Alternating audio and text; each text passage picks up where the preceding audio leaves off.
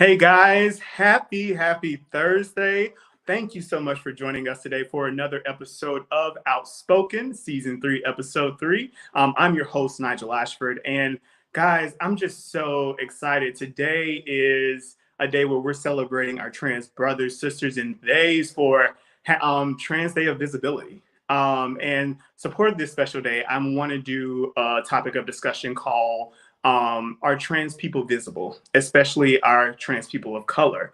We've seen that a lot of trans people have always been put in the back burner when it comes to events that is fighting for equal rights, fighting for civil rights, fighting just to be heard. They've always been put in the back burner of crusades that speak of being different. So we're gonna speak today on that. I'm really excited. And also, guys, for another thing that's new that we're doing this season, we're bringing you our listeners on. So at the end of the show, the last 15 to 10 minutes, if you have a question, we are going to put the link right there in the bottom of the comment area for you to click and to come on with us and ask your question. So we're going to be here hearing from you, and we're really excited about that. I'm also excited about the guests that we have today. Today we have Lasaya Wade, who is the founder and CEO of Brave Space Alliance, and also the president of Justice and the founder of Chosen Generation and Young Leaders Alliance, and a community organizer. Whoo, that's a lot to say. Jedediah Brown. They're going to be joining us really soon. So let me go ahead, bring our guests on so we can get started with our show.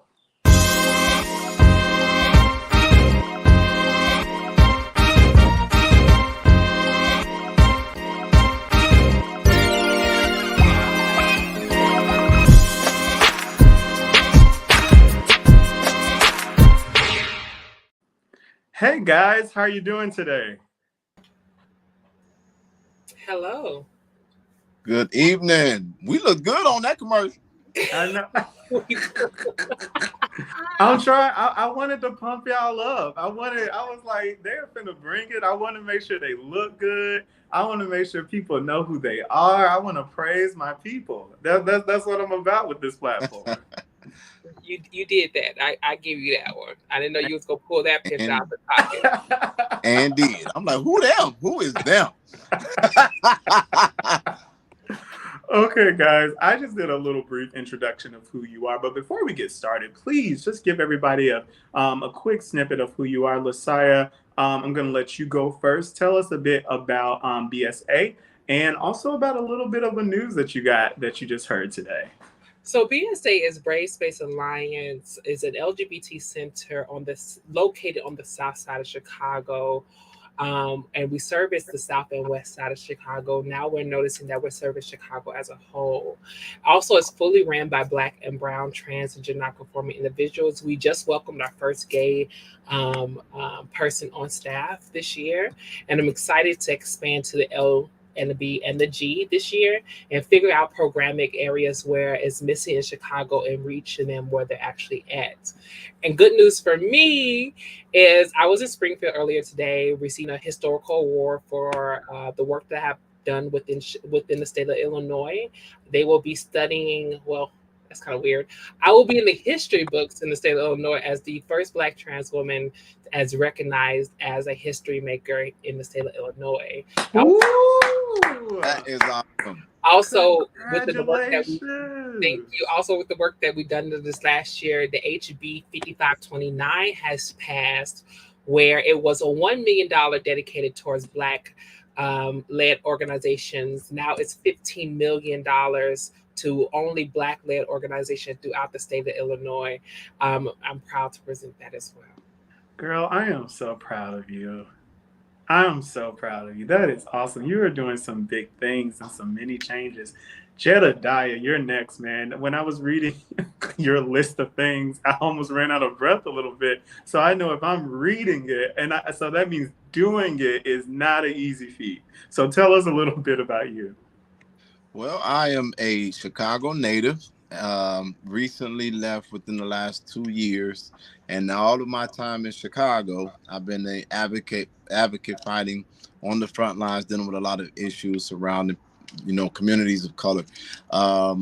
I I'm very proud because my organization came out of the tragedy of Kanika Jenkins, the young lady who was in Rosemont, found in the freezer, and we were able to inspire people to organize across the country, and having a chapter in most states in the country. I'm very proud to be the national president of the Justice Family. I don't want to get too much into accolades because I ain't never been honored at no state nothing. I ain't gonna be in no books. So I'm humbled to be on with you all, and I'm excited about today's conversation. But you have done amazing work by explicitly connecting Black families and the murders and actually pushing that voice up front. And explicitly, I want to give word to not dumbing, but making that language accessible for people that do not have that language. So I follow your work. Wow. Oh, let's do this. Come on now. Let's go. Wow, I'm here for the Black people, especially Black leaders on all types of levels. I think it's important if we're talking about leveling up our work or leveling up who we are as Black people. We got to know who we all are without recreating the wheels that we have. So, yes, I'm loving it. Okay, and also, you're also known for interrupting a certain orange president while he was trying to make a make a speech, and I loved it. I was like, man. I would say that I'm so glad because I'm finally eligible to get my record expunged this year. Amen.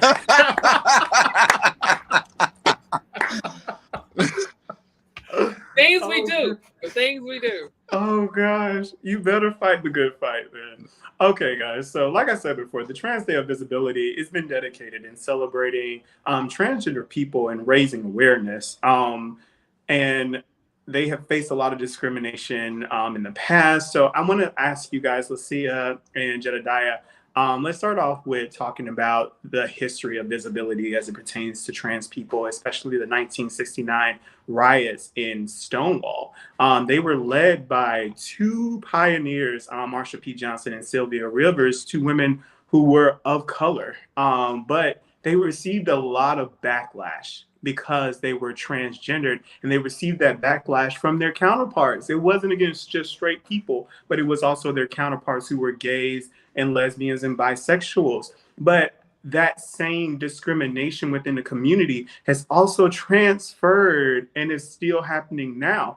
Why do you think a lot of gay, lesbian, bi people have found it so hard to involve trans people in their rights for equality and to love whoever they wanted to love? Lucia, you can go first. So let's move back just a little bit. Okay. I love history.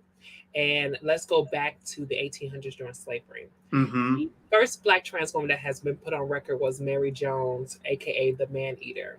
And the reason why I go back to her is because the specific words she said when she was arrested for stealing $99 from escaping slavery. She told the judge, "I never had an issue dressing this way until you told me there was an issue." That means, that statement right there, it means that Black trans people or transgender non-conforming people automatically had a place in Blackness in Black society. Yeah. And because of colonization and slave trade, they have taken that away from our communities in a particular way where we're fighting to bring back history. Now, due to the fact of colonization and religion, no one wants to talk about that, right?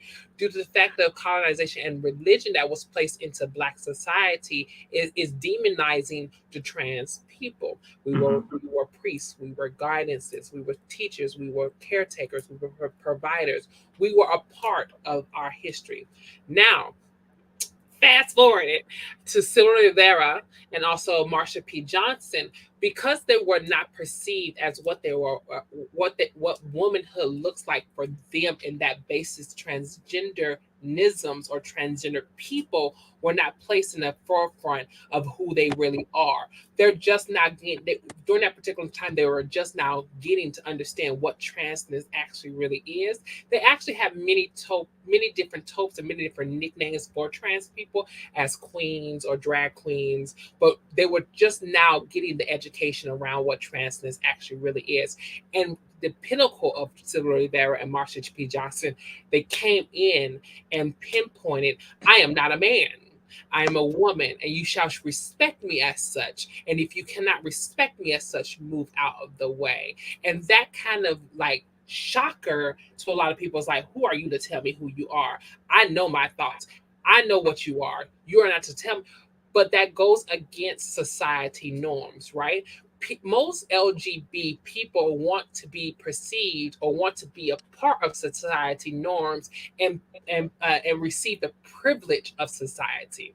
Mm. Most, if not all, trans people, a transgender person's body goes fully against social norms, and from taking hormones, from transitioning from male to female, female to male, and these particular pieces go against patriarchy, Mm-hmm. misogyny noir, in so many different areas. As a trans woman, me leaving from male to female, I said, to patriarchy, there's nothing I need to need a part of you.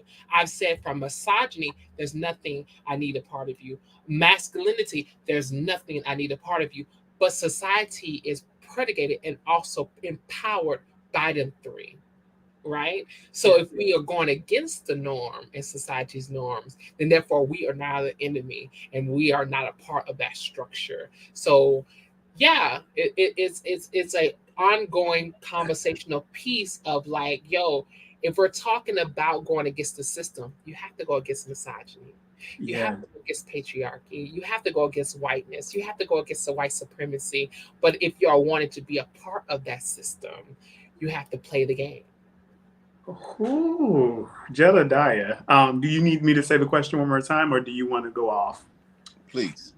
Okay, so the question I had is, we've seen a lot of things in the past of a lot of LGBTQ people fighting for their rights, and we had a lot of trans people to actually be the pioneers for that. But a lot of people who are gay, lesbian, bi have seen trans people as a distraction in a way, or that they would take away from the problem. They didn't want them at the forefront. They wanted them behind because they felt in some ways they were too different. Why do you think that in an organization or a group of people or a set of people that are treated differently, how can they be able to treat someone else differently and not have them and not be in support of them as well? Well, the first thing, the reason why I needed you to, first of all, thanks again for having us on your show.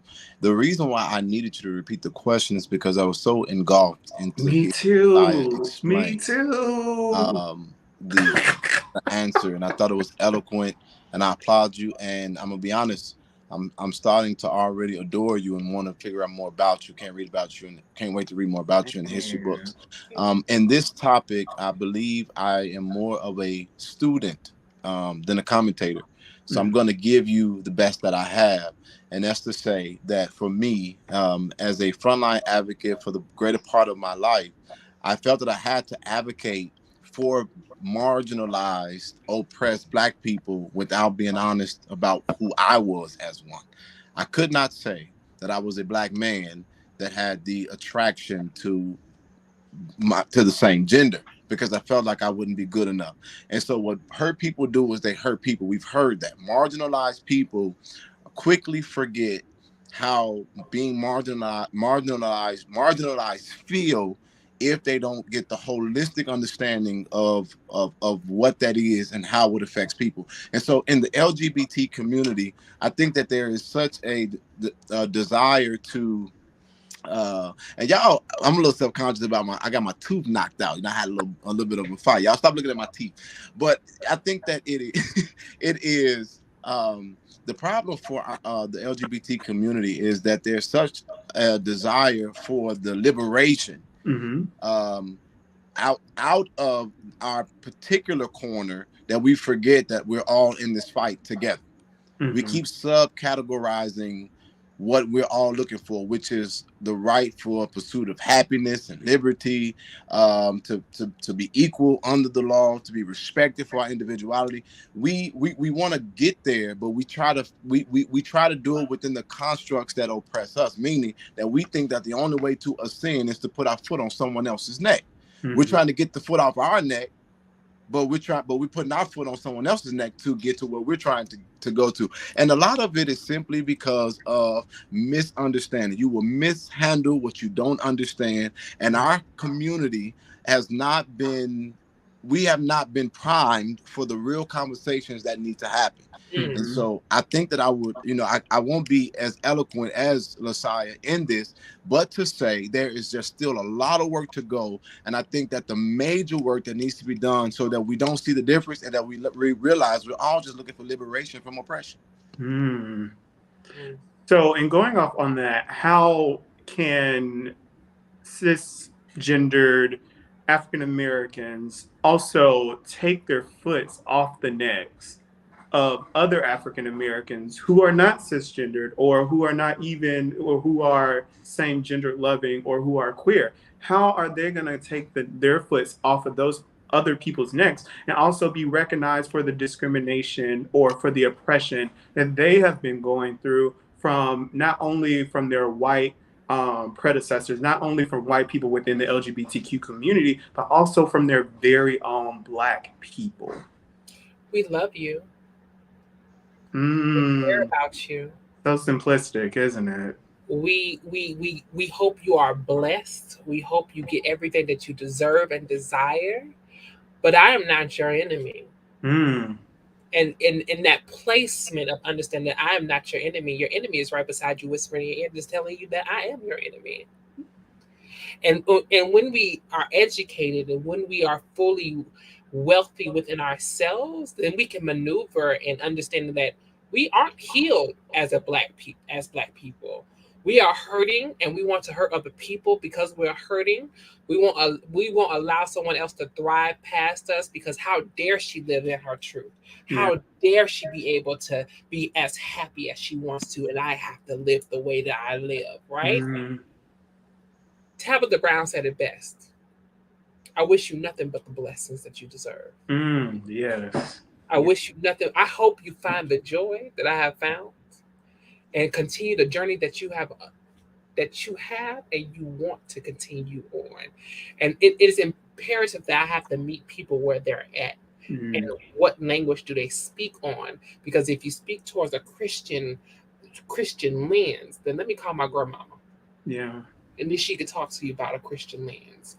If you speak towards a mother's lens, let me call my mother and let her tell you what it looked like to be a mother raising a transgender child. We had an issue today, not an issue, but we had a woman speaker coming out. And this is our first time even talking about her having a transgender child. She's actually on the Senate. And she started crying because she can't understand why parents won't love their child or displace their child as their child is trying to figure out who they are. Right? These past 2 weeks has been rough in Chicago because we lost 2 trans women. One was an advocate. The other was just a transgender woman living her best life or trying to live her best life. And I'm going to be very honest. This trans woman that Elise was a good friend and colleague of mine, and she killed herself. And there's multiple reasons why that I cannot disclose. But when your family displaces you, you can't find an anchor. And most people need anchors to maneuver and push through. This other trans woman, TT, was left in a dumpster and murdered, right? So when we talk about what healing looks like, what is your healing journey? Have you taken the time to heal? Have you even looked at the mirror to understand that you are going through something without actually having to pull someone else up out of what their healing journey is? And it's hard for people to look at themselves in the midst of a pandemic, a midst of when we are all getting attacked because we're just Black, right? But it's time for us to look in the mirror. I don't argue with no one no more. I tell you, you possibly need to have a conversation with the mirror on the wall. I have a conversation with this mirror right here. You can see this queen, this crown right here. My husband got me, and I look at her all the time before I walk out the door. Bitch, are you good? Yeah. If you're not good, we don't need to go outside. Yes. Okay. Jedediah, would you like to follow up? I think that it all comes from it's from within. And I believe that we have to spend more time building up individuals in their own selves, in their own confidence, in their own securities. A lot of the things that are happening that disconnects us literally are people's projections of their own inward hells that they're going through. Also, without I'm not as tactful. I tell people, just let me stay outside and scream. Don't bring me inside to talk about it, because I'm just gonna be me. I'm starting to think everybody gay. To be honest, I'm starting to think that everybody freaky, and you just got to catch them at the right day, at the right moment. We all in the same community. Let's All be right. real. Let's talk about the situation. I mean, and the real reason is because since I done came out, so to say, shit. Go ahead. Since I Yeah. done came out, I done had so many people approach me in the dark. I get approached more in the dark now as I travel the country, because I came out, of people wishing that they had the courage, wishing that they could do it without fear of losing everything.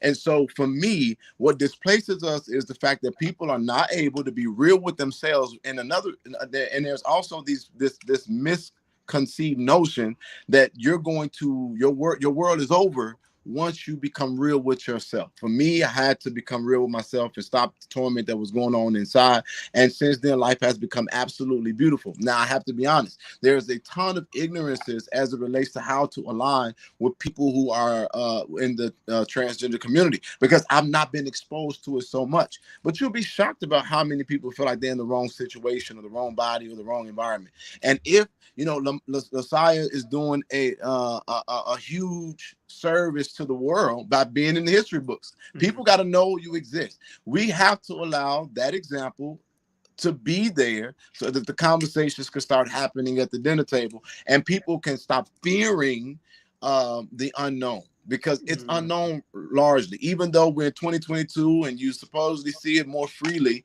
it is still taboo in the households of America. It is still, and all of these constructs that are limiting, like religion. I don't have a problem talking about religion. They need to stop playing and just be honest. They gay too. So if we, and I can say it because that's the environment that I come from. I came from the religious background. I came from the advocating background. And a lot of it is, again, people's own inward battles projected on someone else. People oftentimes make themselves feel better by trying to pick a category to be the sub or less than. And that is not just our capitalism. That is not just racism. That is not just misogyny. That is fear. And we got to deal with fear. I totally agree with you, Jedediah, because I remember all the way up to 2019, if I'm just being strictly honest, just putting it out on the table, I didn't agree with transgender people. I thought it was honestly a choice. And I thought, okay, me being gay or a person being lesbian, that's the line. That's where it stops. But I felt that with transgender people, okay, now that's going too far. But it wasn't until I watched a little show called Pose and saw the pain, saw the hurt, saw the abuse, the discrimination within the community. And that's the importance of media being used the right way and the importance of shows like that being created. It made me think, oh my God, who would choose to want to go through this much hell in their life? Who would choose to want to not have job opportunities? Who would choose to want to walk a pier and only be able to sell their bodies to get income and money and only feel seen in a ballroom? Who would choose to be heckled the moment they walk down the street? Who would choose to want to take their bodies through surgeries and injections and go to therapy and take medications and all of these things? Who would choose that? And it's not a crazy choice. person. That's why I was like, Nigel, that's the power of ignorance. That's the power. If we don't know, and like you said, Jedediah, we don't know, we don't expose ourselves. And if we as gay, lesbian, and bi people don't take ourselves out of our own little bubble and worrying about our own types of people and going and visiting other types of people within this rainbow umbrella, we're going to continue to stay ignorant because we were founded on being different, on being queer, on being something that wasn't of the hetero norm. But through the line, somehow we lost that brotherhood, sisterhood, theyhood. We lost it all. No, And no. We didn't lose it. We didn't lose it. I don't want to bring that piece up. We didn't lose it because the structures that we live in disconnected us. Yes. Right. Yes. We didn't lose it because I don't want that terminology just go hellfire. No. Yeah. I have gay children. Right. I have children that I have catered to, loved on, pushed through college, talked to every day, and everything in between. So we didn't lose it. We just was disconnected for a second. We didn't do that. Oh. Well, I haven't seen Pose, but I sure am going to try to check it out after this. But I'll tell you what show did it for me, and that was RuPaul's Drag Race. I got caught up in the episode, and I couldn't stop watching. And that was... And let me tell you about this situation. Literally was a life transforming moment for me because, and I'm going to try to make sense. Okay. I was taught, being raised, to hold the woman in such a high regard. And we were given what I guess would be considered social norms for how we treated them. And when I saw transgendered individuals, I was confused on, well, what do I do? Because, and it literally, and I took that confusion and I made it turn into, I'm going to just stay away. I'm going to stay back. I'm going to stay off from that. But what happened for me is then when I watched RuPaul's Drag Race, there was some bad dresses and hairdos, but it was the wisdom. It was the stature. It was the care. And it was the stories that I watched and how RuPaul presented.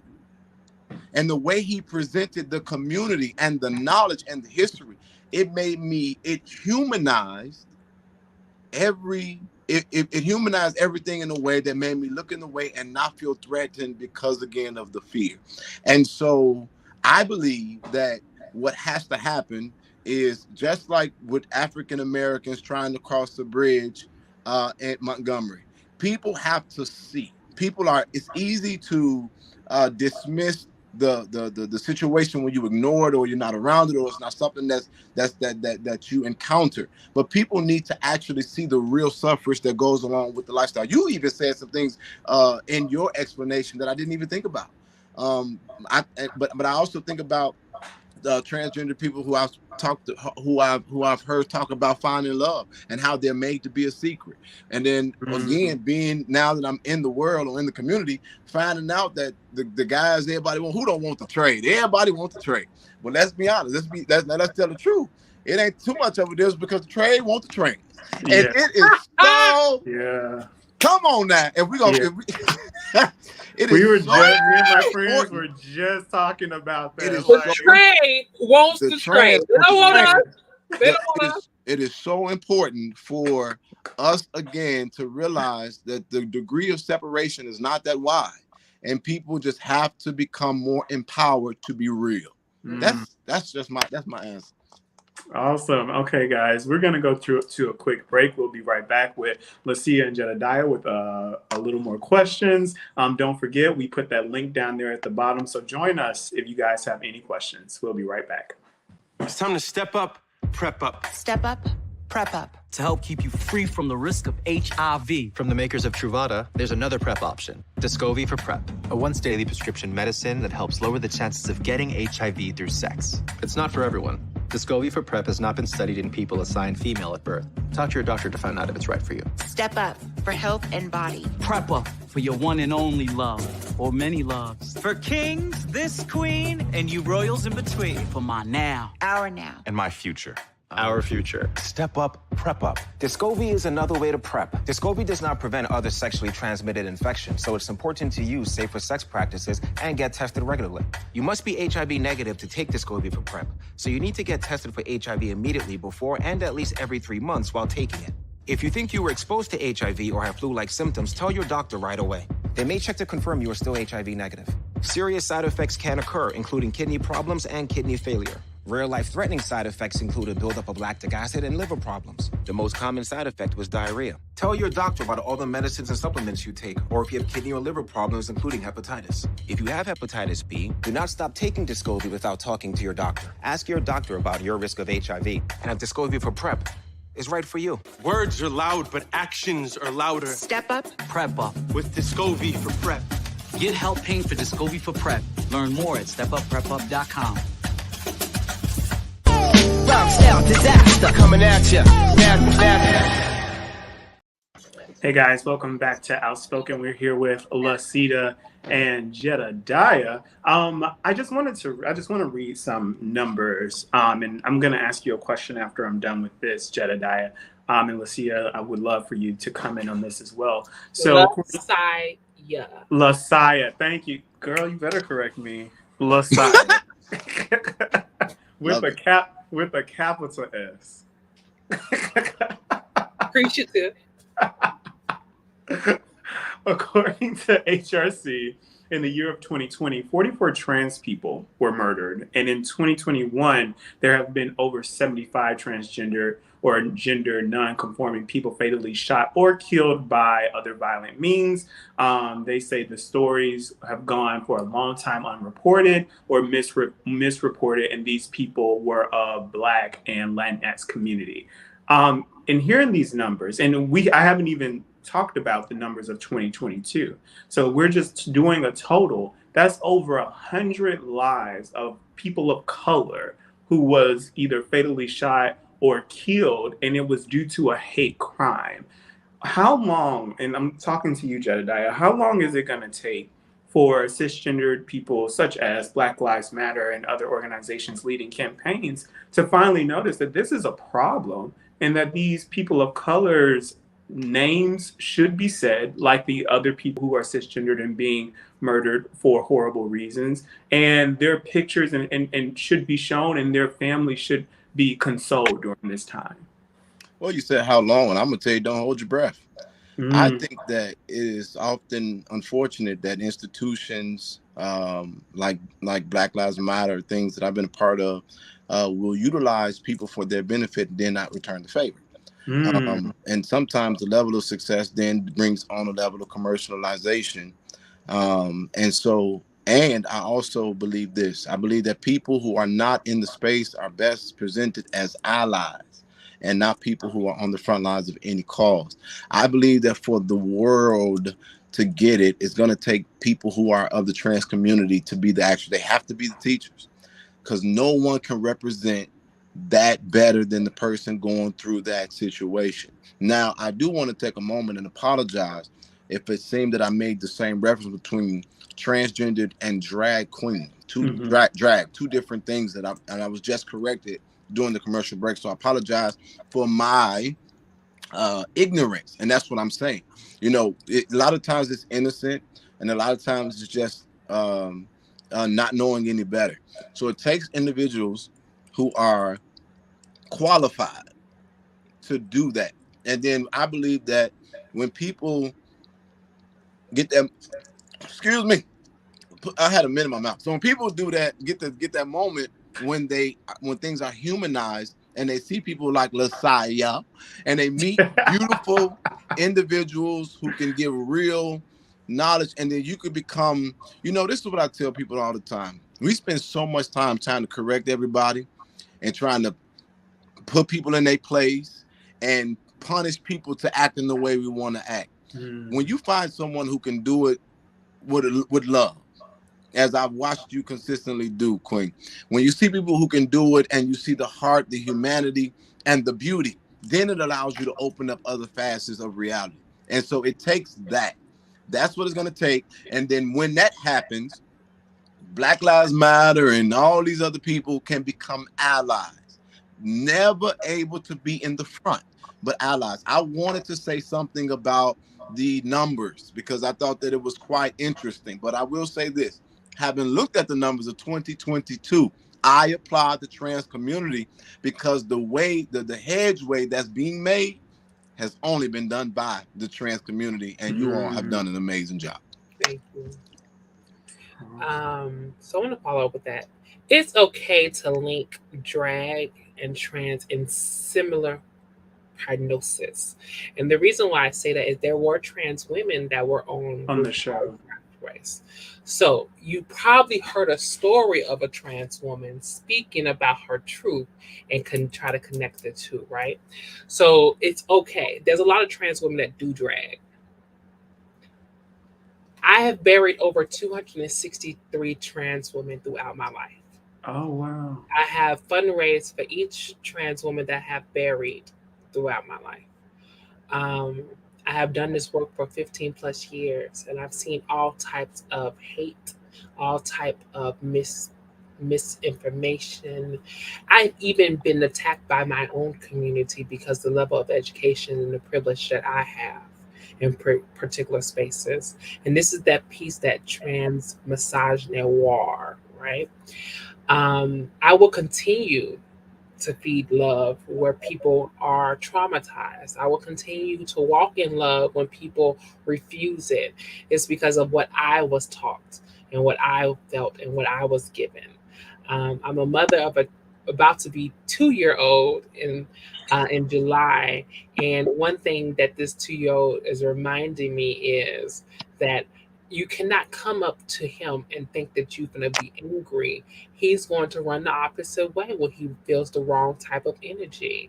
He's going to make sure, like, oh, this ain't the time, right? So I have no other choice but to give him the correct energy when I want to have a conversation or love on my child. Everyone is feeling this particular wane that we are not receiving the love or the grace that is supposed to be deserved because of the country that we live in. Our country automatically wipes away and snatched away the understanding to love thy neighbor the way that we're supposed to love thy neighbor, because we're all in survival mode. I have no other choice but to lead in love, because leading in love's a lot the space that I need to, lots the space that I need to speak in. The numbers are going to get worse. As trans women and trans masculine people or gender nonconforming come out of their shells and speak upon their narratives in particular ways. We just had a basketball player come out and says he's dating a trans woman publicly. We just had a viral video saying that a man sucks a trans woman's, you know what, for free if she was sexy. You don't have to pay him to do that because he loves trans women. We are literally speedwaying into a future that allows people to be able to love trans people for who they are. But in this, we're going to have bigots. I think Oprah Winfrey said it the best. For us to be free, and this hurts me, right, is because it involves my parents. It involves my grandparents. For us to be free, a generation has to be wiped clean. Yes. Right? For the gatekeepers to be taken away, for the gatekeepers to be just wiped from the slate, there's no other way that we will be free. And I know after I'm gone, first and foremost, I'm not leaving until I'm 60 or older. That's number one. When I'm gone, my child is the light and the leadway of freedom. Yeah. I know his generation and generation after him will be able to flow through this world easier than I had to. Yes. Oh my God, that is beautiful. That is beautiful. Lasaya. I would like to ask you one thing, and it's actually a question that a friend of mine, she's a medical PA, and she said one thing that she has a problem with is how to communicate with transgendered patients. Sometimes her nurses will put what was on, the license compared to what they see that's in front of them, like the gender, like let's say it might say male on the license, but the person is female and say, I represent myself as a female. And she says sometimes she's caught off guard. And then also with how to talk and how to communicate, she said they don't go through training, any type of training when dealing with transgendered individual patients and having pure understanding and how to make them comfortable and how and she was like, I treat them like human beings, but it's some things that I really feel uneducated on, and I want to make them know I did my research and I'm prepared. What do you think medical organizations need to do in putting more transgendered education when it comes to patients? I know that's out of nowhere, but I know she wanted me to ask you that when I got on this show. And I would have said simply, why haven't you tried to educate yourself? You're a PA, correct? Right, and you have to go through trainings yearly or to level up your certifications of being a PA. And as an intelligent person speaking to another intelligent person is, why haven't you educated yourself or reach out to people that can educate you? That's your lack of wanting to be educated because you decided that is beneath you and your work. You want to be a part. This is not an attack. But it's of understanding of where you are mentally. You might not recognize it, but I recognize it, right? Yeah. Why haven't you put your good foot forward to be able to be in spaces, to be moving from ally to comrade? Understanding that I am more than just a person that can repost. I'm a person that can stand beside you and fight with you, not fight for you. Yeah. Right? So, yeah, tell them, why haven't you decided to go look for your local trans led organization or collective or your LGBT center to get a trans 101? Or start a program to educate. You don't even have to start a program. Why haven't you found a counsel, not a counselor, but a trainer that can come in and tell your job, like, yo, we need this trans 101 training. We need to figure out how to support all of our communities as a whole, right? Most cis Black women would say that doctors are like police to Black women. And it's the same towards trans people. But what the difference is, we're dealing with police officers and doctors. Yeah. So when they're attacking you in a particular way, we're dealing with it on both ends, right? So if you're wanting support on our end, there's sometimes you have to put your best foot forward and do it on your own. Yeah. Google is a man's best friend. But simple fact is, the best way I tell people is, what are your pronouns? Yeah. And move from there. Okay, awesome. So, guys, one thing that I've noticed is it's been a huge wave of support for transgendered people. We have national holidays. We have people trying to make a lot of feel inclusive, gender pronouns. All these things are coming into play. But how do individuals who are cisgendered differentiate support from a fad? Because I don't want people to think of transgender people as being a fad. Like, let me support this now, but 10 years down the line, I'm moving on to something else. How do we differentiate actually supporting and backing behind them being a fad? Jedediah, I want to get your opinion on this as well, because people, even with Black Lives Matter campaigns and rights, people have called those have been fads because after a month of marching, then they move on to something else and get distracted.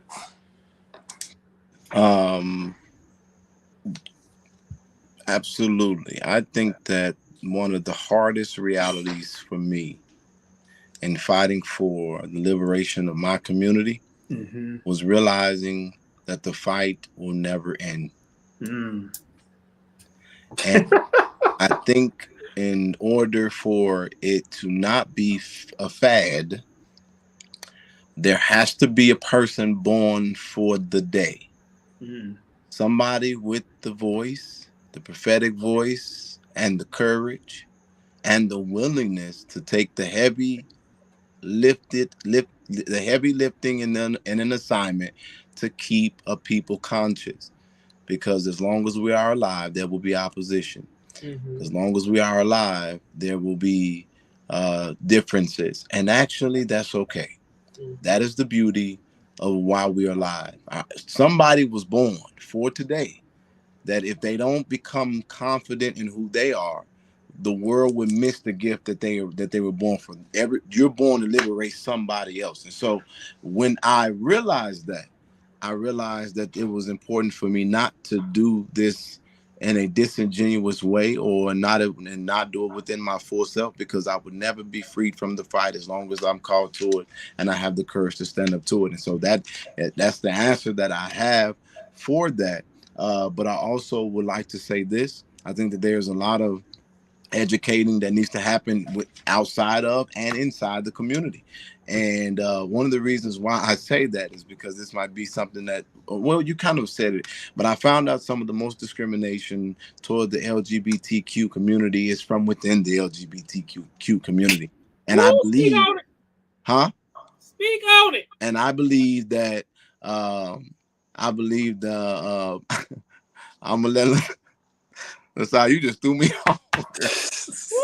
I'm just saying, you came from a heart pen, right?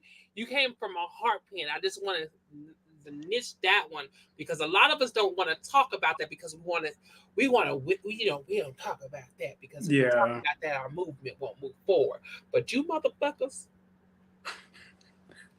as much work as we do as pillars and leaders in our own community, you are the main ones pulling the bricks from the work that we have done to pillar and push forward our communities in a particular way because you refuse to allot the space and time for us to thrive. If I can walk through the door, I can leave the door open so you can walk through it as well.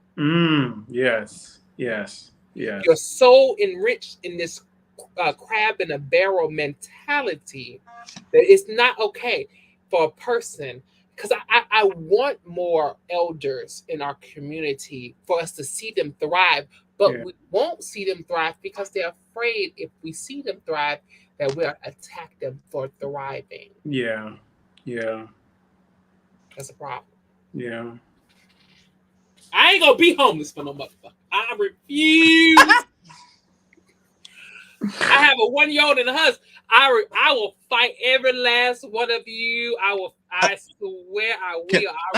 I think that, and that's something that I want to go back to. I think is powerful because I've heard people make fun of trans people for prostitution, selling themselves, and it is often referred to as nasty, trifling, but it is never really often referred to as survival.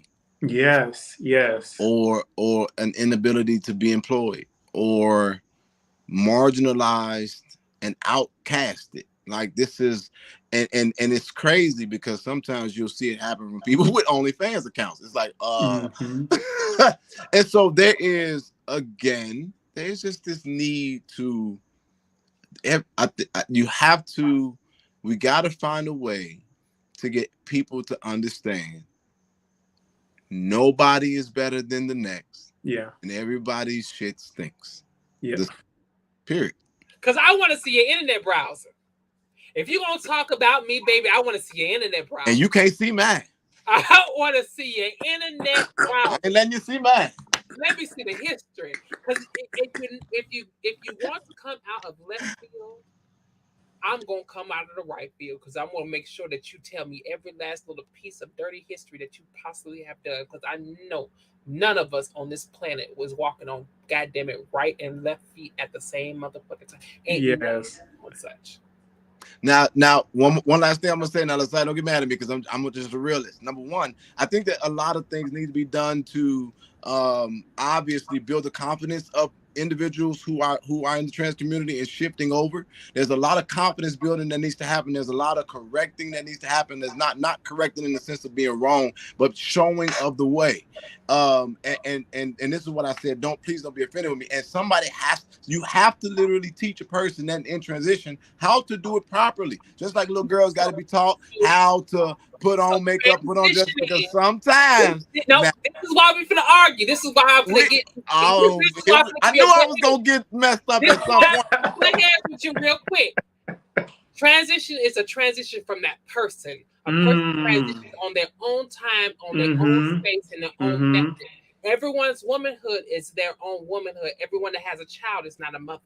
Everyone that has a child is not a father. So placing on their transition of how they're supposed to transition is not the correct way to go about it. It's how can I support you in your transition, because transitioning doesn't stop. Because I'm still transitioning. I'm 35 years old, married, and have a child. Baby, I'm making sure that I continue to keep my moisturizer on. I'm making sure that I continue to have my lash appointment and my wig continue to be made, right? My transition doesn't stop. And this is the point that people don't know unless you have a conversation with a trans person. Yeah. A person, because Black trans women transition at a younger age than white trans people do because of the methods of poverty, and also how we survive is different as well.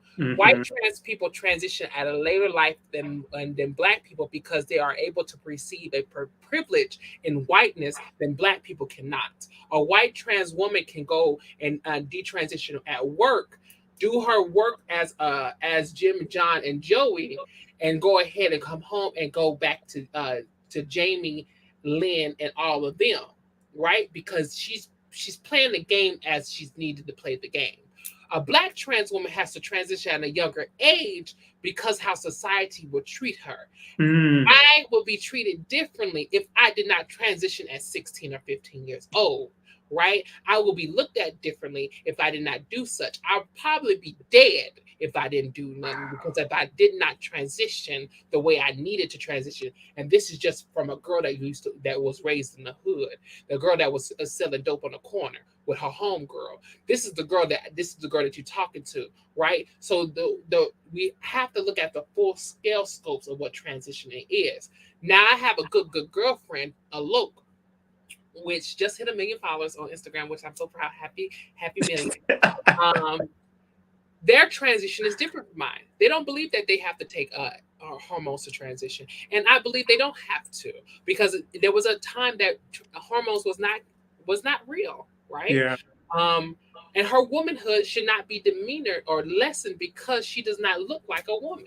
There's women out there that walks around every day talking about, because I got a beard, I got the best pussy in the world, right? Yeah. So we got to understand what transitioning is. Africa has over 486 genders. India has over 868 genders. China has over 273 genders, right?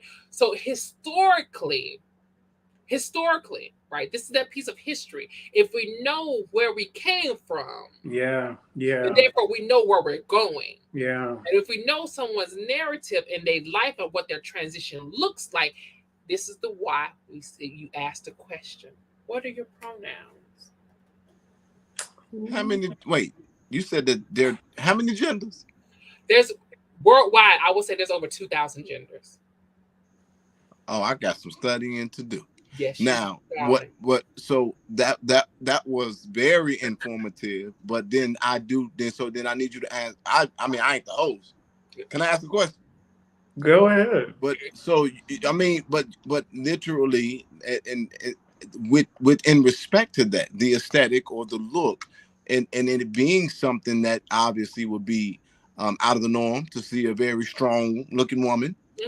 To a child, it's like me being a public figure. People are gonna talk stuff about me all the time. People are probably gonna talk stuff because my tooth is missing on here.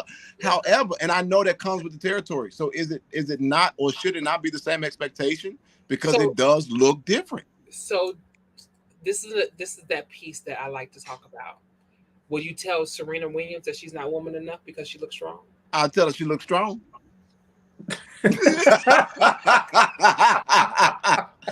But I got you. Okay. But you get what I'm saying, right? Would you demonize her womanhood because her body type, right? I wouldn't. Mm-hmm. Right? It's not of me, of someone's genomes or how they maneuver, how they want their bodies perceived. It just took her 2 years ago before she wanted to do her eyebrows, because she was literally bullied to get her eyebrows done, right? So she had to get her eyebrows done because of the attack and that's just how a Black woman has to maneuver in this world, because we are attacked because we are strong, and not just because we're physically strong, we're mentally strong, right? So she had to get attacked on a large scale to get her eyebrows grown, and that's a problem. That was powerful. That actually was powerful, and that was just a really straightforward answer. You cannot question Serena Williams' womanhood just because she got muscles. Yeah, I like it. Okay, Lasaya and Jedediah. Well, Lasaya, you got a friend for me then. Shoot, I mean, let me pick. And I'm also Polly. What's good? How you doing? I ain't never had a date. Give me a friend so we can talk about it later. Let me come back on the show in about 6 months after I went on the date, because it's real tough out here, and maybe I'm just missing out. No, it's a real deal. A lot of things about it is people don't know about transness until you talk to a trans woman that has transitioned the way she needed to transition. It's just like anyone that's going through their teenage years. They don't know who they are until they fully figure out who they are. I'm still transitioning, figuring out who I am as a pansexual, married, polyamorous woman. My husband has a partner, right? I'm just doing what I do, right? So as we maneuver through this world, and as we transition through this world, we're all transitioning, and we're all trying to figure out what it looks like for us. You don't know a trans person's story until you talk to that particular trans person, because everybody's narrative is different. When I talk about non-binary people, because I was like, somebody open my door, I'm the only one in the house. Yeah, you need my gun? Sure. I got one. Hey, let me come on over here. Yeah, go ahead. I got one 36. I got 36. Let's go. No, so until you talk to that trans person, you don't know their narrative, right? I don't go through binary norms. That's just not how I live my life. But I know an elder trans woman will talk about, you need to transition.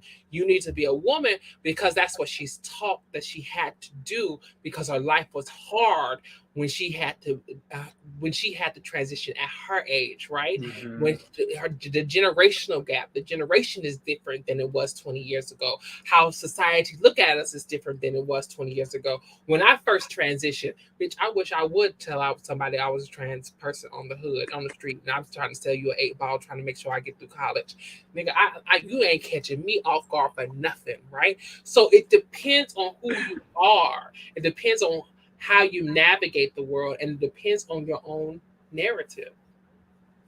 Awesome.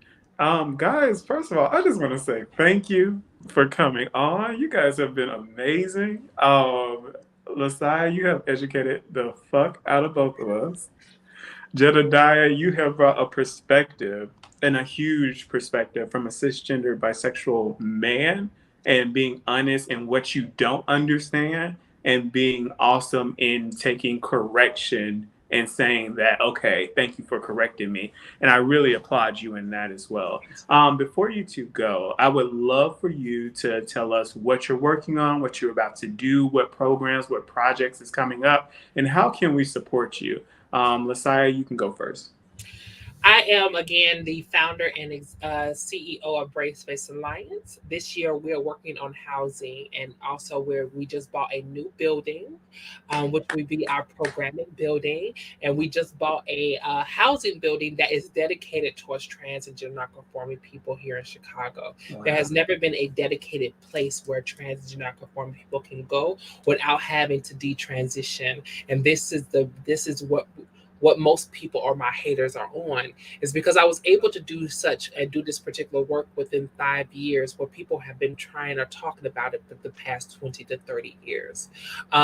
We're going to be here. We're going to push the understanding that our scopes are here, our people are needed, and we are going to continue to do the work on the ground with our comrades, not our allies. So understand what it looks like to transition yourself from ally to comrade throughout this year with BSA. Awesome. Jedediah, what about you? I'm just out here being gay. And I'm talking about I love it. I'm just talking about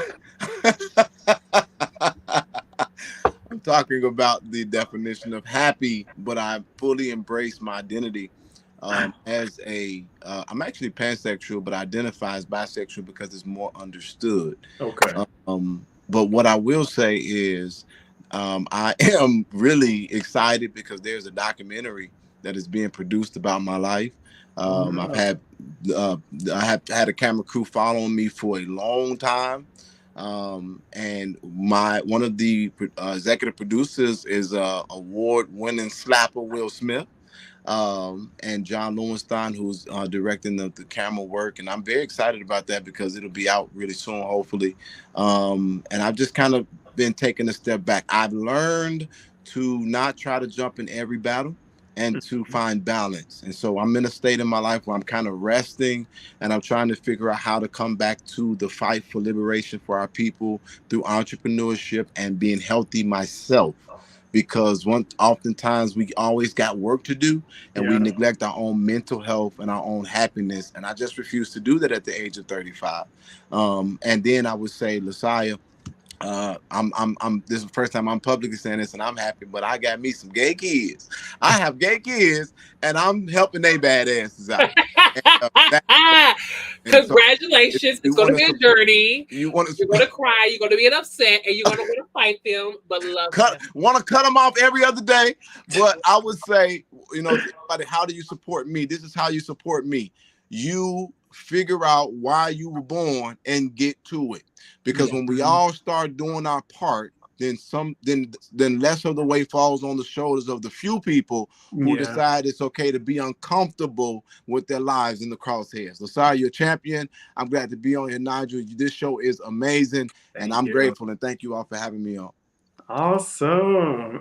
Again, thank you two for coming on. Thank you to our viewers for joining us tonight. You have been awesome. Join us next week. We're going to talk about does my masculinity define my manhood? Joining us will be a straight, bi, transgendered, and gay males who have battled being told that they're too feminine, or being told that they've been feminine in different areas, and how they had to combat that, and how they haven't let their quote unquote the word masculinity define who they are as men. So join us for that next Wednesday at 7 p.m. Central Standard Time. Also, we will be doing our Instagram live interviews at the Outspoken Man. And also join us this Sunday for God Loves All, where we bring people from the LGBTQ community on to talk about how God really came and touched their lives and transformed their lives. And they really give a testimony. And so make sure you tune in for that at 10 a.m. Central Standard Time on Instagram Live. Again, thank you so much for joining us, and stay outspoken.